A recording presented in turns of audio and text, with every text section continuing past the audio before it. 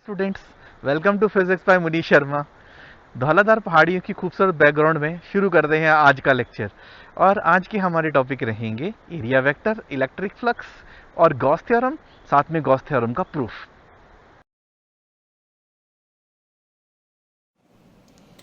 अब बात करते हैं एरिया वेक्टर के बारे में। वेक्टर, बिल्कुल सही सुना आपने, area is a vector quantity. Area का डायरेक्शन भी होता है, पर डायरेक्शन कैसे बताया जाए उसको बताने से पहले मैं एक आपको फैक्ट बताता हूं कि अगर किसी लाइन के ऊपर कोई रे 90 डिग्री का एंगल बना रही है उसको बोलते हैं परपेंडिकुलर, और अगर कोई रे किसी प्लेन के ऊपर 90 डिग्री का एंगल बना रहा है उसको बोलते हैं नॉर्मल। तो एरिया वेक्टर का डायरेक्शन नॉर्मल से ही दिखाया जाता है। तो यहां पे हमारे पास सपोज एस एक एरिया दे रखा है, दिया गया एरिया है, और उसके ऊपर नॉर्मल जो है वो एन है। तो यहां पे एरिया वेक्टर एस जो है it will be represented as magnitude of S and its direction will be represented by an unit vector. तो यहां पे ये जो एस वेक्टर है इसके दो पार्ट होंगे। वेक्टर के दो ही पार्ट होते हैं, एक उसका मैग्नीट्यूड, एक उसका डायरेक्शन। तो यहां पे एरिया वेक्टर का मैग्नीट्यूड एस है और उसका डायरेक्शन उसके नॉर्मल द्वारा रिप्रेजेंट किया जाएगा। ये टॉपिक हमारे आने वाले गॉस थ्योरम जो हम पढ़ने वाले हैं उसमें इस्तेमाल होगा।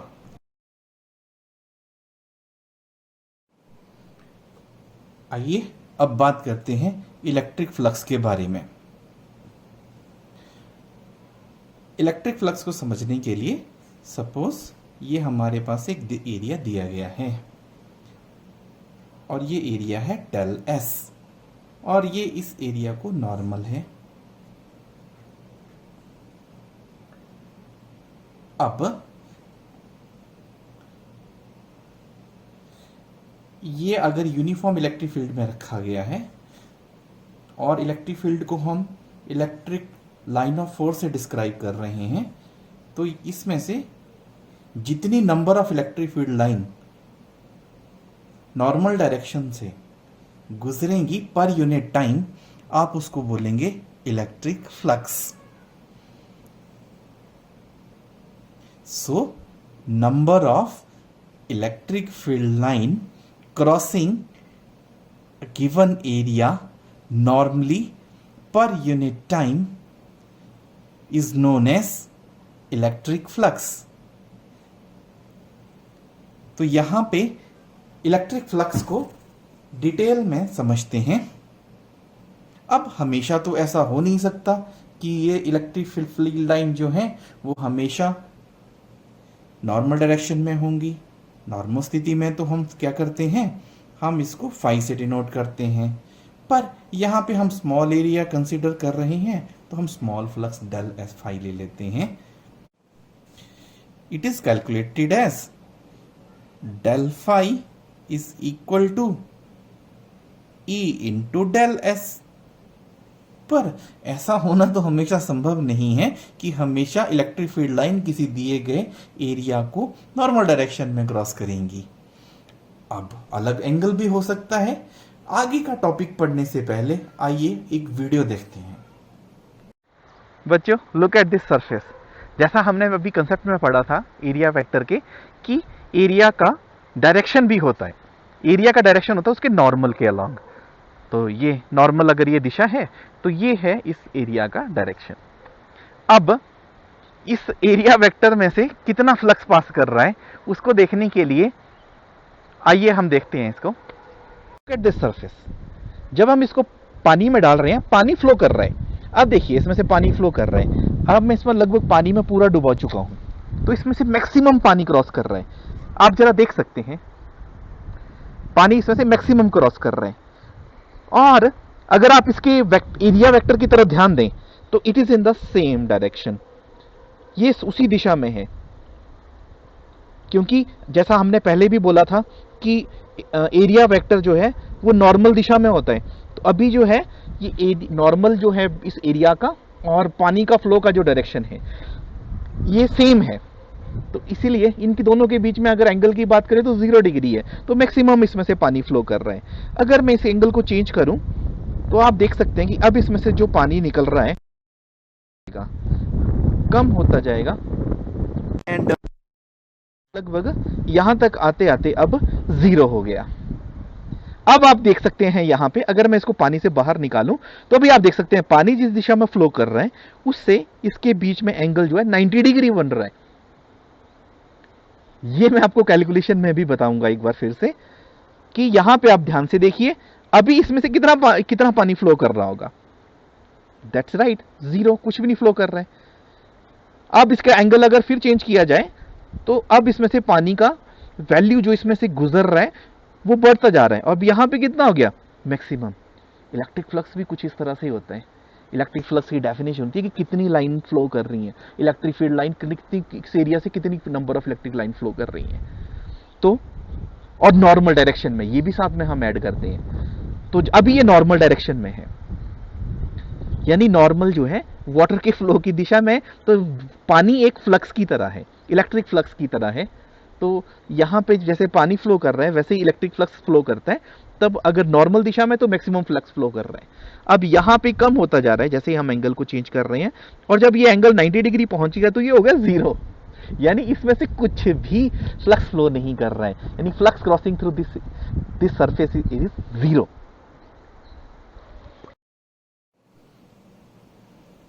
तो बच्चों, जैसा आपने देखा वीडियो में कि अलग अलग एंगल पे एरिया का जब अलग एंगल हो रहा है तो number of electric field line कम हो जाएंगी पानी की तरह। जैसे हमने लिक्विड फ्लो में देखा कि लिक्विड फ्लो कम हो रहा था या ज्यादा हो रहा था। मैक्सिमम लिक्विड फ्लो तब हो रहा था जब नॉर्मल और वाटर की डायरेक्शन में एंगल 0 डिग्री था। इलेक्ट्रिक फील्ड लाइन के साथ भी ऐसा ही होता है, यानी इलेक्ट्रिक फ्लक्स के साथ भी ऐसा ही होता है। तो अब इस चीज को कैसे दिखाएं? तो उसको दिखाने के लिए हम एक छोटा सा कैलकुलेशन यूज करते हैं।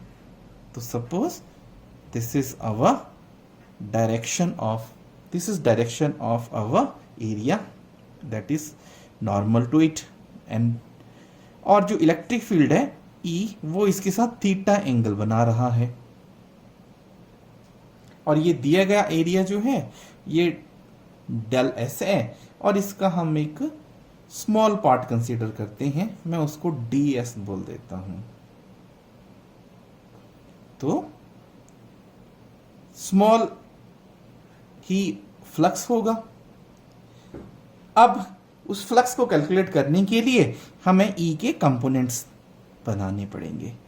एक तो ये n दिशा है, इसके साथ E थीटा एंगल बना रहा है। E के दो कंपोनेंट होंगे, एक E cos ऑफ थीटा और एक उसके परपेंडिकुलर डायरेक्शन में E sin ऑफ थीटा। अब जैसा आप देख सकते हैं,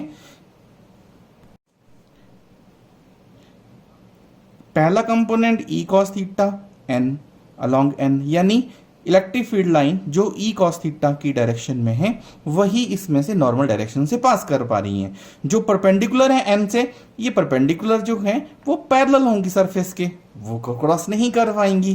तो इसलिए number of electric field line जो नॉर्मल डायरेक्शन में क्रॉस कर रही हैं वो E cos थीटा के कारण ही है। इसलिए हम ये जो d फाई का एक्सप्रेशन है, फ्लक्स का जो एक्सप्रेशन है, हम उसको लिख सकते हैं it is E cos of theta into small area that is ds, क्योंकि हम ds एरिया की बात कर रहे हैं यहां पे।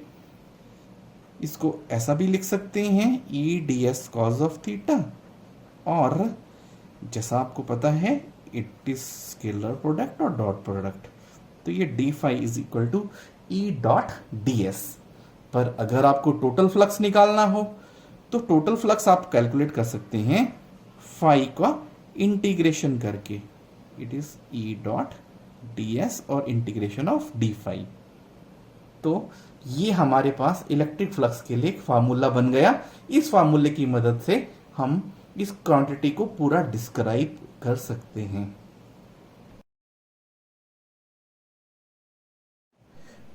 बच्चों, अब बात करते हैं गॉस थ्योरम के बारे में। ये एक फंडामेंटल थ्योरम है और इसका बहुत ही एक्सटेंसिव यूज है।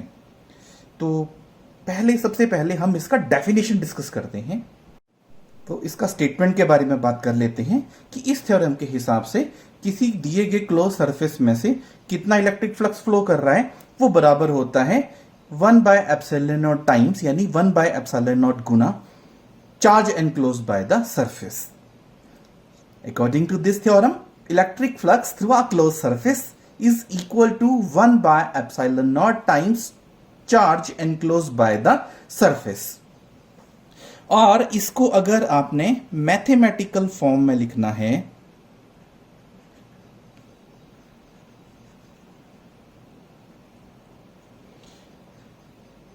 फ्लक्स हम जैसा पहले पढ़ चुके हैं फाई से रिप्रेजेंट करते हैं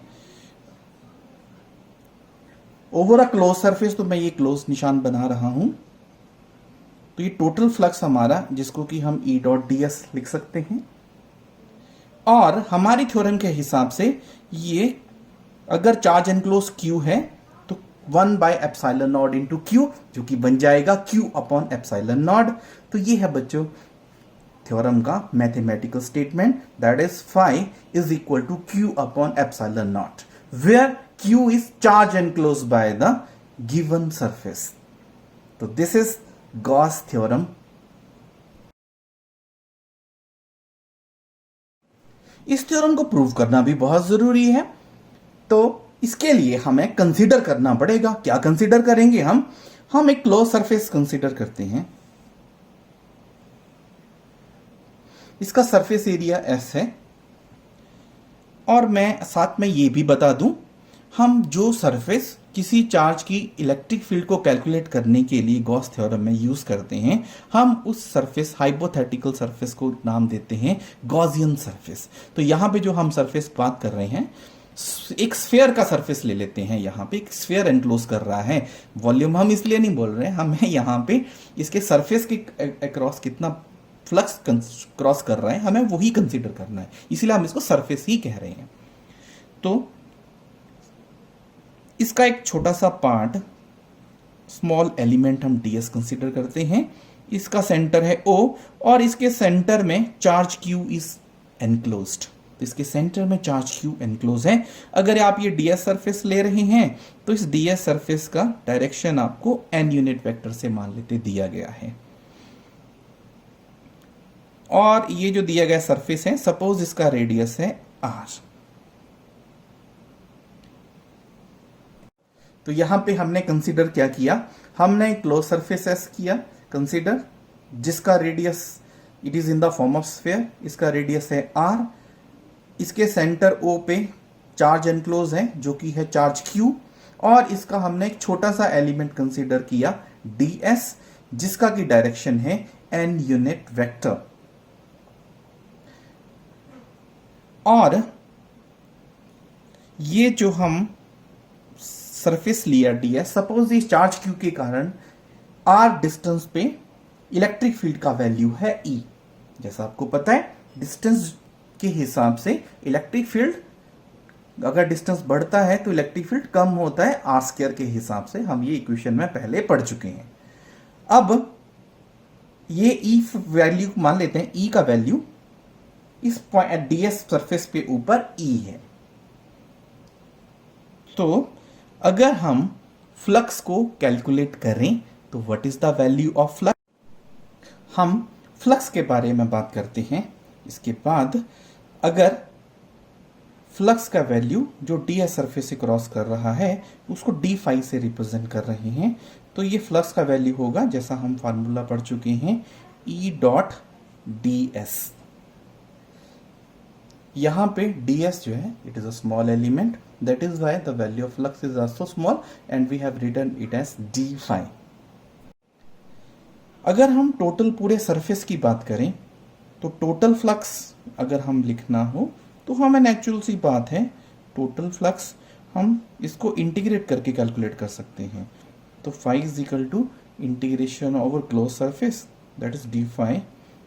इसका डी फाई का वैल्यू भी रिप्लेस कर देते हैं, it is E dot D S. अब इसका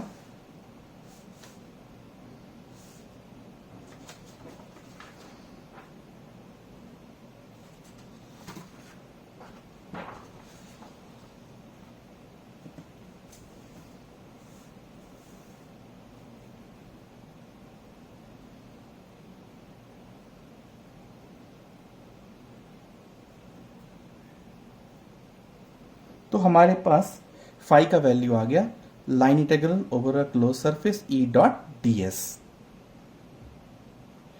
यहां पे इसको एक्सपेंड करके लिख दिया E D S cause of theta. बेटा यहां पे देखिए ये एन का डायरेक्शन है और यही सेम ई का डायरेक्शन है। क्योंकि सेम डायरेक्शन है तो दोनों के बीच में एंगल हो गया 0। अगर एंगल हो गया 0 डिग्री तो वैल्यू हो गया ई डी एस।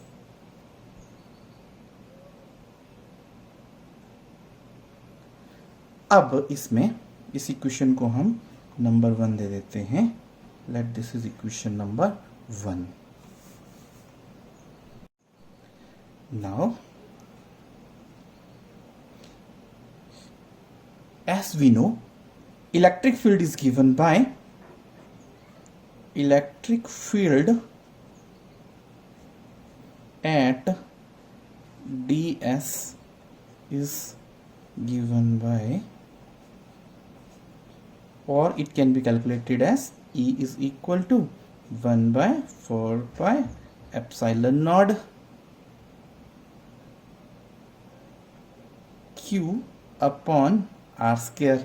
क्योंकि यहाँ पे आर दूरी पे आप इलेक्ट्रिक फील्ड कैलकुलेट कर रहे हैं और क्यू चार्ज के कारण कैलकुलेट कर रहे हैं वह, तो इसलिए ई का वैल्यू आएगा हमारे पास E is equal to 1 by 4 pi epsilon naught Q upon R square. अब ये वैल्यू जो है इक्वेशन 2 का हम इक्वेशन 1 में डाल देते हैं तो वी गेट, हमारे पास फाई का एक्सप्रेशन हम डील कर रहे थे तो वो बन जाएगा 1 बाय ई का वैल्यू में रिप्लेस कर दिया यहाँ पे मैंने और मल्टीप्लाइड बाय डी एस। यहाँ पे कांस्टेंट टर्म्स को बाहर लिख दिया मल्टीप्लाई करके, जैसा कि इंटीग्रेशन का रूल है। तो Q upon R square into integration of close surface D S. अब इस डी एस जो है पूरे क्लोज सरफेस का छोटा सा पार्ट है और हमारा सरफेस एक स्फेयर है। तो इसलिए अगर आप जब इंटीग्रेट कर रहे हैं टोटल सरफेस निकाल रहे हैं तो वो सरफेस होगा total surface area of sphere. तो एरिया ऑफ स्फेयर जैसा आपको पता है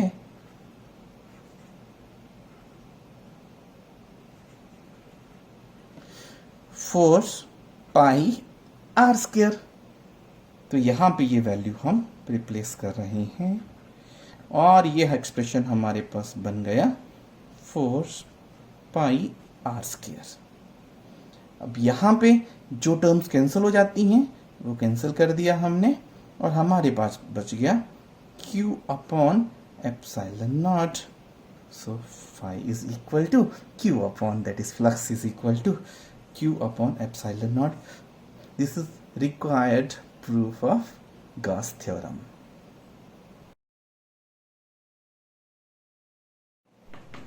अगला हमारा टॉपिक रहेगा हम डराइव करेंगे कूलम्स लॉ गॉस थ्योरम का यूज करके। उसके लिए अगेन एक गॉसियन सरफेस स्फेरिकल सरफेस हम कंसीडर कर रहे हैं। ओ उसका सेंटर है, उसका रेडियस है r। अब इसके सेंटर पे सपोज चार्ज है q, चलो q1 नाम दे देते हैं इसको, इट इज अवर चॉइस हमने इसको क्या नाम देना है।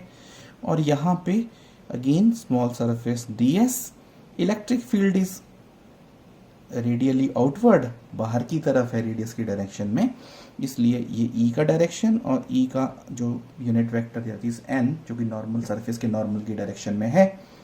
और सपोज ये पॉइंट पे, suppose this point is P, यहाँ पे जो चार्ज लाई कर रहा है वो पॉइंट है Q2। इसको प्रूव करने के लिए हमें गॉस थ्योरम से शुरुआत करनी पड़ेगी। जैसा हमें पता है एक गॉस थ्योरम के हिसाब से अगर हमने फ्लक्स लिखना है फाई, जिसका कि एक्सपेंडेड फॉर्म होता है E dot D S integration over close surface, it is Q upon epsilon not. पर क्योंकि ये जो हमारा चार्ज एनक्लोज्ड है यहाँ पे Q1 है तो मैं इसको Q1 बाय एप्सिलॉन नॉट लिख देता हूं। तो ये है हमारा एक्सप्रेशन नंबर 1। नाउ यहां पे we know that E dot ds.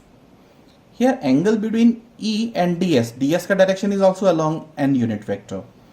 So it is E ds cos of, again same direction है तो 0 डिग्री, और फिर से हमें वैल्यू डाल देते हैं जैसा कि cos 0 का वैल्यू 1 होता है, तो ये हमारे पास बन गया E ds.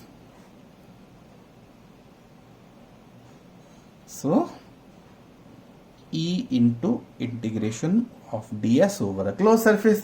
Again ds का हम इंटीग्रेशन कर रहे हैं, यानी छोटी वैल्यू का टोटल वैल्यू लिखना है तो वो पूरे स्फेयर है वो, और उस स्फेयर का एरिया है पाई आर स्क्वायर, तो वो हम उस फार्मूले के हिसाब से ये वैल्यू लिख रहे हैं. It is E into 4 pi R square.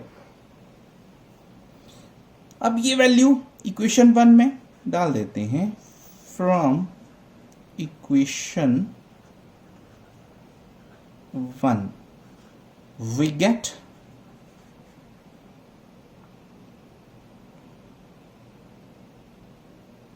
E into 4 pi R square, मैं E डॉट डी एस का वैल्यू डाल रहा हूं, which is equal to Q1 upon epsilon naught. Again E is equal to 1 by 4 pi epsilon naught into Q1 upon R square. हमने कुछ नहीं किया, हमने जस्ट ये वैल्यूज जो है राइट हैंड साइड में ले आए, तो ये बन गया हमारा एक्सप्रेशन इस तरीके से E का. पर हमारा एम इलेक्ट्रिक फील्ड का एक्सप्रेशन सिर्फ ड्राइव करना नहीं है, हमें कूलम्स लॉ का फोर्स का फार्मूला ड्राइव करना है, तो हम इसको आगे करते हैं. बच्चों, हमें इलेक्ट्रिक फील्ड के फार्मूले से पता है कि इलेक्ट्रिक फील्ड होती है force per unit test charge. तो बच्चों इस प्रश्न में हमारे टेस्ट चार्ज Q2 है, Q1 सोर्स चार्ज है, इसीलिए F अपॉन Q2 एक्सप्रेशन आ रहा है. और इसको सॉल्व करके लिखें तो it can be written as Q2 into E. Again replacing the value of E here, we get 1 by 4 pi epsilon naught Q1 into Q2 upon R square. तो this is the required expression for the force. तो ये जैसा आप इसको correlate कर सकते हैं Coulomb's law में, जैसे हमने पढ़ा था, force is given by 1 by 4 pi epsilon naught Q1 Q2 upon R square. So this was all about our today's lecture. I hope आपको ये सारा इसके डाउट क्लियर हो चुके होंगे. अगर स्टिल डाउट रहते हैं तो आप मेरे कमेंट सेक्शन में जरूर पूछिएगा. मेरे को उसका आपके डाउट क्लियर करने में बहुत खुशी रहेगी. और इन वीडियोस को आगे भी ऐसे प्राप्त करने के लिए आप चैनल जरूर सब्सक्राइब करिएगा, साथ में बेल आइकन जरूर दबाइएगा ताकि नोटिफिकेशन आ जाए. Thanks for watching.